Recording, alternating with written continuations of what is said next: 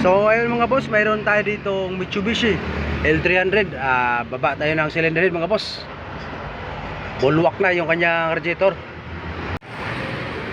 So ayun mga boss, tababa na natin yung cylinder head. Dadali na natin sa machine shop na mga boss.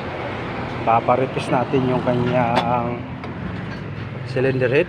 So papalitan na nga rin nga pala to ng radiator tsaka ng timing belt mga boss. Sasabay na rin natin kasi luma na rin yung kanyang timing belt.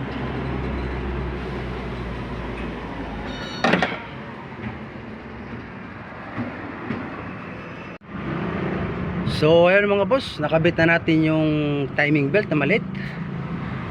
Tapos yung kanyang timing belt na malaki, kinabit na rin natin mga boss para mamaya yung cylinder head na lang yung ating isasalpak.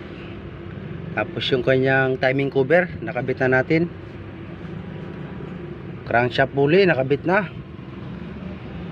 Drive belt, yung kanang pump belt ng alternator nakabit na yan mga boss, pati yung kanyang compressor. So ito na lang power steering ang kakabit natin mamaya mga boss. Nakakabit kasi yung bracket ng power steering doon sa ating cylinder head. Tapos yung kanyang radiator mga boss nakabit na natin. Mamaya na lang natin nakabit yung kanyang fan blade.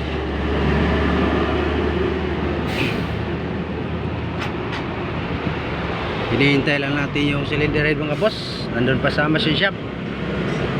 So nalinis na natin yung kanyang block mga boss.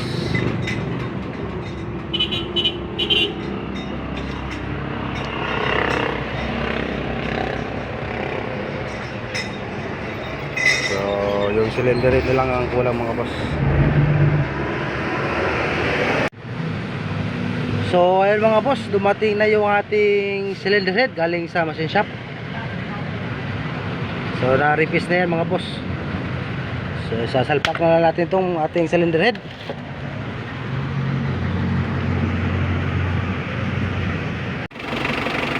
So ayun mga boss, swabe na yung ating Mitsubishi L300 na top overhaul. Tapos replace ng timing belt. Change oil na rin yan mga boss. Tapos yung kanyang radiator pinalinisin natin yan mga boss. Yan, bagong linis yan. Kasi barado na mga boss yung kanyang radiator. So okay na yung ating Mitsubishi L300. Bubulwak yung kanyang tubig sa radiator.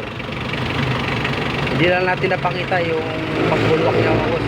Nakalimutan kong videohan.